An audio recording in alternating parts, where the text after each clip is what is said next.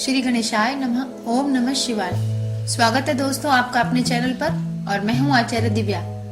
आज हम बात करने जा रहे हैं देवगुरु बृहस्पति के मेष राशि में गोचर की। देखिए बहुत बड़ा गोचर हो रहा है देवगुरु बृहस्पति का मेष राशि में। यह गोचर होगा 22 अप्रैल 2023 को प्रातःकाल 3:33 पर। देवगुरु बृहस्पति मीन राशि से निकलकर अपनी ही मित्र राशि मेष राशि में गोचर करेंगे, जहां पहले से ही राहु देव विद्यमान है। तो देवगुरु बृहस्पति और राहु देव मिलकर गुरु चांडाल दोष भी बनाएंगे।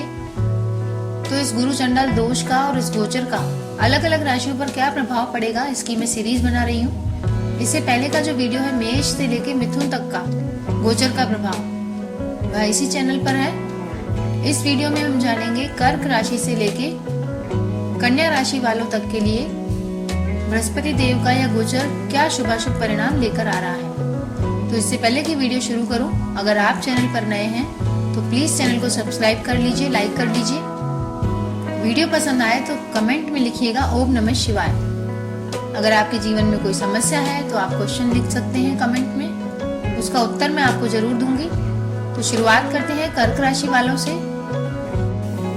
तो कर्क राशि वालों, देवगुरु बृहस्पति जो होते हैं वो आपके 9वें भाव और 6ठे भाव के स्वामी होते हैं और कर्क राशि के 10th भाव में यानी आपके 10th भाव में ये गोचर कर रहे हैं। और 10th भाव होता है आपके कार्य क्षेत्र का। देखिए भाव कैसे गिनते हैं, यह वीडियो मैंने बना रखा है मेरे चैनल पर। आप चैनल के पुराने वीडियोस में जाकर देख सकते हैं कि आपकी कुंडली में भाव कैसे गिनते हैं और हर भाव हमें क्या बताता है, उस भाव से हम क्या देखते हैं, यह भी मैंने वीडियोस पहले डाल रखे हैं। तो आप चैनल में जाइए और वीडियोस देखिए और अपनी कुंडली खुद देखने की कोशिश करिए, खुद सीखने की कोशिश करिए। और ऐसे ही वीडियोस में और भी डालूंगी जिससे आप अपनी कुंडली खुद देख सकें, अपने बच्चों की कुंडली देख सकें और उनके आने वाले समय में क्या परिवर्तन होने वाले हैं यह आप जान सकें। तो देखिए 10वां भाव जो होता है आपके कार्य क्षेत्र का होता है, काम जहां आप करते हैं, करियर, नौकरी। तो बहुत लंबे समय से आप जिस भी परिवर्तन की तलाश कर रहे थे वो तलाश आपकी समझो इस दौरान पूरी हो रही है। यानी 22 अप्रैल के बाद आपके करियर में कोई बड़ा परिवर्तन हो सकता है। ये बहुत अच्छी खुशखबरी है आपके लिए। यानी जो लोग एक तरह की नौकरी करते करते बोर हो गए थे, उनके लिए अच्छे ऑफर्स आ रहे थे, विदेश के ऑफर आ रहे थे, तो उनको अब 22 अप्रैल के बाद ऑफर स्वीकार कर लेने चाहिए। लेकिन सावधानी ये रखनी है कि आपको धैर्य भी रखना होगा। एकदम से बदलाव करने से आपको बचना होगा, क्योंकि अगस्त 2023 तक गुरु चांडाल योग प्रबल रहेगा आपकी कुंडली में। तो आप अगर चेंज करना चाहते हैं तो अगस्त का वेट करिए और मेरी माने तो अक्टूबर के बाद आप चेंज करिए, क्योंकि तब तक देवगुरु बृहस्पति और राहु देव का गोचर अलग अलग भाव में हो चुका होगा। फिर बृहस्पति देव अकेले रहेंगे आपके 10th भाव में। उस दौरान अगर आप कोई नया व्यापार खोलना चाहते हैं या व्यापार में कोई बड़ा बदलाव करना चाहते हैं, उसमें आपको भारी सफलता मिलेगी। और अगर आप सर्विस करने वाले व्यक्ति हैं, नौकरी करते हैं, तो इस दौरान आपको कोई अच्छा मौका हाथ लग सकता है, जिसे आजमा कर आप अपनी नौकरी को बदल भी सकते हैं और अच्छी तरक्की प्राप्त करेंगे, आप मान लीजिए। आपके पारिवारिक जीवन में भी सुख शांति रहेगी। अब अगर बात करें कि 10th भाव से देवगुरु की दृष्टि कहाँ कहाँ पड़ रही है, तो देखिए देवगुरु बृहस्पति जो होते हैं उनको 3 दृष्टियां होती हैं, 5वीं, 9वीं और 7वीं। तो 10वें भाव से वो अपनी 5वीं दृष्टि से देखेंगे आपके दूसरे यानी कुटुंब भाव को। देखिए दूसरा भाव आपका धन भाव होता है, कुटुंब भाव होता है। तो आपके पारिवारिक जीवन में काफी सुख शांति रहेगी, आपके कुटुंब में आपका नाम बढ़ेगा। और एक बात बताऊं आपको कि देवगुरु जहां भी दृष्टि डालते हैं वह अमृतमयी दृष्टि कहलाती है। तो आपके परिवार में सुख शांति होगी, आपकी प्रसिद्धि होगी, किसी बात पे आपका नाम होगा। अब बात करें देवगुरु की 7वीं दृष्टि की, तो ठीक 7वीं दृष्टि देवगुरु की आपके 4थे भाव यानी सुख भाव पर आ रही है। कुंडली का 4था भाव होता है सुख सुविधा का भाव। तो आपकी सुख सुविधाएं बढ़ेंगी। आप अगर मकान बनवाना चाह रहे हैं तो बेशक आप बनवाइए, कंस्ट्रक्शन आपका होगा। कोई प्रॉपर्टी आप लेना चाह रहे हैं वो ले सकते हैं। अब बात करें 9वीं दृष्टि की। 9वीं दृष्टि आपकी पड़ रही है 6ठे भाव पर और 6ठा भाव होता है आपका रोग ऋण रिपु का। यानी अगर आपने कोई कर्जा ले रखा है या आपको कोई रोग सता रहा है, पुरानी बीमारी सता रही है या शत्रु आपको सता रहे हैं, तो उन सब समस्याओं से आपको मुक्ति मिलेगी। लेकिन ये सब होगा अक्टूबर के बाद। अक्टूबर तक आपको कई समस्याएं या आपका कर्जा आपको परेशान कर सकता है। तो गोचर जब शुरू हो रहा है अप्रैल से लेकर अगस्त के बीच, तब आपको सावधानी ये भी रखनी है कि आपको अपने पिताजी की हेल्थ का ध्यान रखना है। उनकी कोई समस्या आपके सामने आ सकती है, लेकिन फायदा आपको होगा कि आपके विरोधी आपको कुछ मुसीबतों में डालते हुए तो नजर आएंगे, लेकिन आपकी विजय होगी। अगर आपके कोर्ट कचहरी के मामले चल रहे हैं उसमें आपको विजय मिलेगी, और आप अपने क्षेत्र में जहां आप काम करते हैं वहां आपका झंडा लहराएगा, आप अग्रणी बनेंगे। आपको पता ही नहीं चलेगा कि आपके पास धन बैठे बैठे कैसे आ गया। आपके लिए ये समय जो बृहस्पति देव का गोचर है ना, ये आपके लिए काफी समृद्धिशाली समय रहेगा। हालांकि आपकी पर्सनल कुंडली में देवगुरु कैसे बैठे हैं और अन्य ग्रह कैसे बैठे हैं, ये थोड़ा उस बात पर भी निर्भर करेगा, लेकिन ओवरऑल अगर कर्क राशि को देखें तो अप्रैल के बाद उनकी लाइफ में, उनकी जॉब में चेंज होने वाला है। पढ़ाई करने वाले बच्चों के कोर्सेज में चेंज होगा। मन एकदम से नया कोर्स करने के लिए, नई चीज सीखने के लिए लालायित रहेगा। अविवाहितों की शादी तय हो सकती है। तो कुल मिला के अक्टूबर के बाद आपके लिए आने वाला एक साल काफी शुभ रहने वाला है। उपाय क्या करने हैं? देखिए, सब कुछ शुभ है, लेकिन उपाय तो फिर भी करने ही हैं, ताकि हमारी पर्सनल कुंडली में अगर मान लीजिए देवगुरु गलत बैठे हुए हैं तो हमें वो शुभ फल दे सके।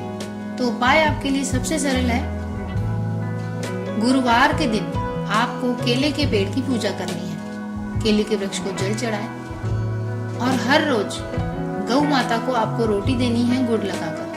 पीपल में आप जल जरूर चढ़ाइए और पीपल के 7 चक्कर काटिए। तो ये सब उपाय करिए, मस्त रहिए। ये गुरु का गोचर आपको कहां से कहां पहुंचाएगा, आप अगर पहुंच गए तो कमेंट में लिखकर जरूर बताइएगा, मैं इंतजार करूंगी। अब बात कर लेते हैं सिंह राशि वालों के लिए। देखिए, सिंह राशि वालों, देवगुरु बृहस्पति आपके 5वें और 8वें भाव के स्वामी होते हैं, और 22 अप्रैल को देवगुरु सिंह राशि के 9वें भाव में गोचर करेंगे। और आपकी राशि के लिए ये पंचमेश भी हैं, अष्टमेश भी हैं। इस रूप में ये आपके 9वां भाव यानी भाग्य स्थान में जाएंगे। तो धर्म और आध्यात्म से संबंधित जो आपके काम है उनमें आपको सफलता मिलेगी, क्योंकि धर्म आध्यात्म का स्थान होता है 9वां भाव, पिता का स्थान होता है 9वां भाव। तो अगर आप कोई धर्म या आध्यात्म से संबंधित अनुष्ठान करना चाहते हैं, या फिर कोई यात्रा करना चाहते हैं धार्मिक, जो आपने कई दिनों से सोच रखी थी, तो मई जून में आप निकल पड़िए अपनी यात्रा पर। आपके अंदर अगर जुझारूपन है, मेहनती हैं आप, तो आपको देवगुरु बृहस्पति का गोचर हर चीज उपलब्ध कराएगा।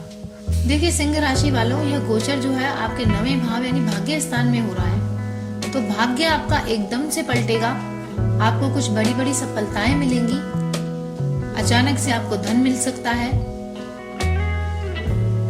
आपकी लंबी दूरी की यात्राएं होंगी, आध्यात्मिक यात्राएं हो सकती हैं, तीर्थ आप कर सकते हैं। लेकिन अप्रैल से अगस्त तक आप छोटी यात्राएं करिएगा। अगर लंबी यात्राएं करनी है तो आप अगस्त के बाद ही करना शुरू करना। अगर आपको तीर्थ करने हैं लंबी दूरी के, तो आपको अगस्त तक रुकना चाहिए। अगस्त के बाद आप तीर्थाटन करिए, दूर दूर जगहों पे जाइए, अमरनाथ जाइए। आपको लंबी यात्राओं से फायदा बहुत होगा। कुछ बड़े लोगों से आपकी मुलाकात हो सकती है अपनी तीर्थ यात्राओं में। आप उनसे बातचीत करिए, अपने बारे में बताइए, जिससे आपकी आर्थिक स्थिति को भी फर्क पड़ेगा। और जिनसे आपकी मुलाकात होगी वो आपके कार्यों में आपकी सहायता भी करेंगे। आपके जीवन में कोई बड़े बुजुर्ग आएंगे जो पिता समान होंगे, वो आपको काफी अच्छा दूर तक गाइड कर जाएंगे। तो बृहस्पति देव के इस गोचर से आपको अपने डायरेक्शंस में काफी फायदा मिलेगा। कोई ना कोई आपको डायरेक्ट करने वाला मिलेगा। आपके जीवन में किसी गुरु का पदार्पण हो सकता है। अगर आपके अब तक कोई गुरु नहीं है तो आपको गुरु मिल सकते हैं। कुल मिला के आपकी पर्सनैलिटी में निखार आएगा। अब बात कर लेते हैं देवगुरु की दृष्टियों की।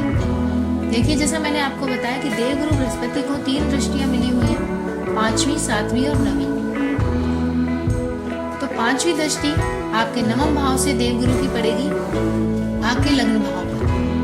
तो आपके लग्न भाव पर यानी कि आपके व्यक्तित्व पर, लग्न भाव से हम व्यक्ति का व्यक्तित्व देखते हैं, उसका रंग रूप, कद काठी, उसका विचार, व्यवहार, तो उसमें निखार आएगा। आपकी पर्सनैलिटी ग्रो करेगी। कहीं ना कहीं आपका इस तरह से नाम होगा आपको अपने व्यवहार से जाना जाएगा। देवगुरु की 7वीं दृष्टि पड़ेगी आपके तीसरे भाव यानी कि आपके भाई बहनों के भाव पर। देखिए, तीसरा भाव ऑनलाइन कार्यों के लिए, भाई बहनों के लिए जाना जाता है। तो आपके भाई बहनों का आपको सहयोग मिलेगा, उनके लिए आप कुछ अच्छा कर पाए, ये आपको सौभाग्य मिलेगा। आपकी बहन की या भाई की अगर छोटे हैं तो शादी तय हो सकती है। आपको संतान से संबंधित सुख समाचार मिलेंगे। और अगर आप कोई ऑनलाइन व्यवसाय करते हैं तो आप देखिएगा अप्रैल के बाद आपके ऑनलाइन व्यवसाय में गति आएगी। और अगर आप उच्च शिक्षा प्राप्त करना चाहते हैं तो देवगुरु बृहस्पति का यह गोचर अप्रैल 2023 में सिंह राशि वालों को काफी अच्छी सफलता देगा। और नवंबर और दिसंबर के महीने में सिंह राशि वालों को कोई बड़ा पुरस्कार या कोई पदवी भी मिल सकती है। जैसे कुछ पद होते हैं अपनी ही जॉब में या व्यवसाय में। जैसे अगर व्यवसाय करते हैं तो किसी संगठन के अध्यक्ष बन जाएंगे आप। नौकरी करते हैं तो कोई आपको माना हुआ पद मिलेगा। आप ये बात नोट कर लीजिए, नवंबर और दिसंबर में अगर आपको कोई माना हुआ पद मिलता है तो आप कमेंट में जरूर बताइएगा। मैं आपके कमेंट का इंतजार करूंगी। अब अगर बात करें आपको उपाय क्या करने हैं, देखिए देवगुरु बृहस्पति का यह गोचर आपके लिए काफी लाभदायक तो है, लेकिन फिर भी आपकी पर्सनल कुंडली के अनुसार देवगुरु कहाँ बैठे हैं, राहुदेव कहाँ बैठे हैं, क्योंकि कुछ समय के लिए देवगुरु बृहस्पति और राहुदेव का गुरु चांडाल योग भी बनेगा। तो इस योग से शुभ फल प्राप्त करने के लिए आपको उपाय क्या करना है, आपको गुरुवार के दिन देवगुरु बृहस्पति का बीज मंत्र पढ़ना है, ओम गुरुवे नमः, या फिर ओम ग्राम ग्रीम ग्रौम सह गुरुवे नमः। इस मंत्र का आपको जाप करना चाहिए। सूर्य देव को अर्घ हमेशा देना चाहिए और मंदिर में चने की दाल का दान करना चाहिए। तो ये आप उपाय करिए और देवगुरु बृहस्पति के गोचर से अपनी जिंदगी को बदलिए। और वास्तव में कुछ बदलाव आता है तो कमेंट जरूर करिएगा और चैनल को सब्सक्राइब जरूर करिएगा। अब बात कर लेते हैं कन्या राशि वालों के लिए ये गुरु का गोचर क्या फलादेश लेकर आ रहा है। देखिए कन्या राशि वालों, देवगुरु बृहस्पति का गोचर सभी राशियों की तरह कन्या राशि में भी 22 अप्रैल को होगा और यह आपके अष्टम भाव में होगा, यानी आपके 8वें भाव में देवगुरु बृहस्पति बैठेंगे, जो कि आपके चौथे भाव के और 7वें भाव के स्वामी हैं। देखिए भाव से हम क्या क्या देखते हैं और भाव गिनते कैसे हैं कुंडली में। अगर आपके पास अपनी कुंडली है तो आप मेरे पुराने वीडियोस में जाकर देखिए, मैंने बताया है कि कुंडली के भाव कैसे गिनते हैं और किस भाव से क्या जान सकते हैं। तो देखिए 8वां भाव जो होता है आयु का भाव होता है, जिससे हम जातक की आयु, उसके छुपे हुए लाभ, उसकी ससुराल पक्ष इत्यादि जान सकते हैं। तो देखिए अष्टम भाव में देवगुरु बृहस्पति जैसे शुभ ग्रह का जाना कुछ सही तो नहीं कहा जा सकता है, क्योंकि वहां पर पहले से ही राहुदेव मौजूद है। तो गुरु चांडाल योग बनेगा और वो भी अष्टम भाव में बनेगा। तो कन्या राशि वालों को अप्रैल से होने वाले देवगुरु के गोचर से काफी संभल के रहना चाहिए। किसी किसी क्षेत्र में आपके लिए बहुत लाभदायक होगा, लेकिन कहीं कहीं आपको बहुत सावधानी भी रखनी पड़ेगी। तो कुल मिला के मिला जुला परिणाम ये गोचर आपको देगा। देखिए जैसा कि अष्टम भाव आयु का भाव है, तो आपको रोड एक्सीडेंट्स का बहुत ध्यान रखना चाहिए। वाहन बहुत सावधानी से चलाने चाहिए, क्योंकि राहुदेव भी आपके अष्टम भाव में है। तो आपको अप्रैल से लेके खासकर 30 अक्टूबर तक वाहन बहुत ही सावधानी से चलाना है। देखिए कुछ मैं बुरा तो नहीं कहूंगी, लेकिन एक्सीडेंट के काफी योग बन रहे हैं। छोटी मोटी चोट चपेट के पैर में कोई फ्रैक्चर होने के योग भी बन रहे हैं। तो आप इस मामले में बहुत सावधानी रखिएगा।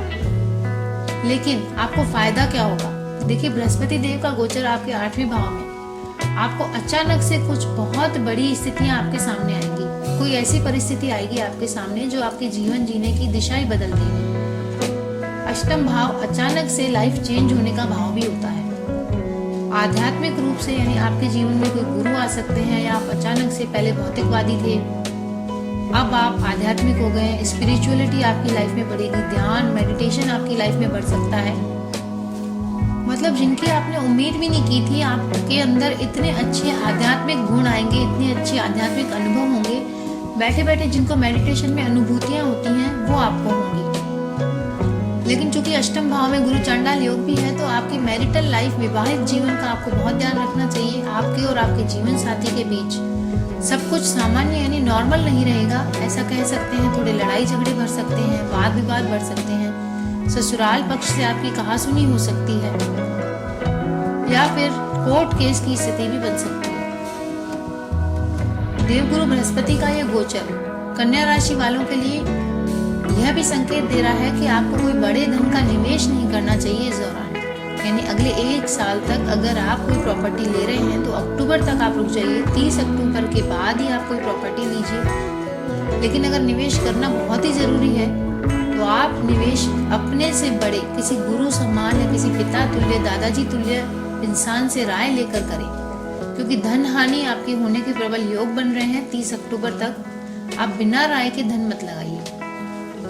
और आपका और आपके जीवन साथी का हेल्थ का भी आपको ध्यान देना होगा, क्योंकि दोनों की हेल्थ में परेशानी दिखा रहा है ये गोचर। लेकिन इस गोचर से घबराने की बात नहीं है। देखिए, ग्रहों का जो है आना जाना लगा रहता है, इसके कुछ लाभ भी होते हैं। लाभ आपको क्या क्या है देवगुरु बृहस्पति के गोचर के?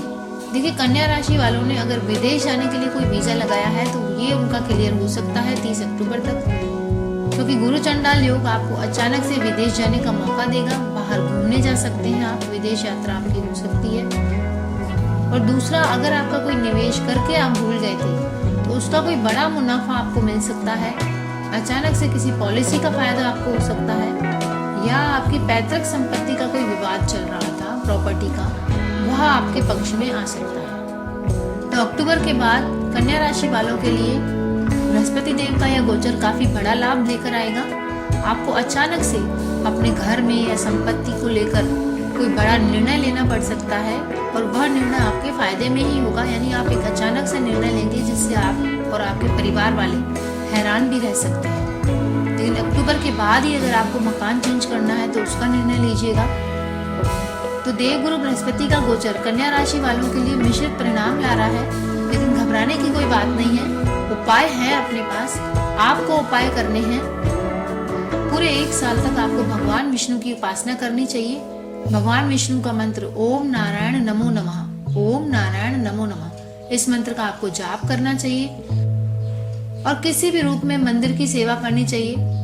चाहे मंदिर में आप झाड़ू पोछा करें, सफाई करें, झाड़ू दान करें, सफाई का सामान दान करें, और गाय को प्रतिदिन रोटी खिलानी है आपको। ये उपाय करिए, मस्त रहिए। गुरु का यह गोचर आपके लिए बहुत अच्छा जाएगा। अक्टूबर तक आप संभल के रहिएगा, उसके बाद आप देखिएगा आपकी लाइफ में चेंज आ जाएगा।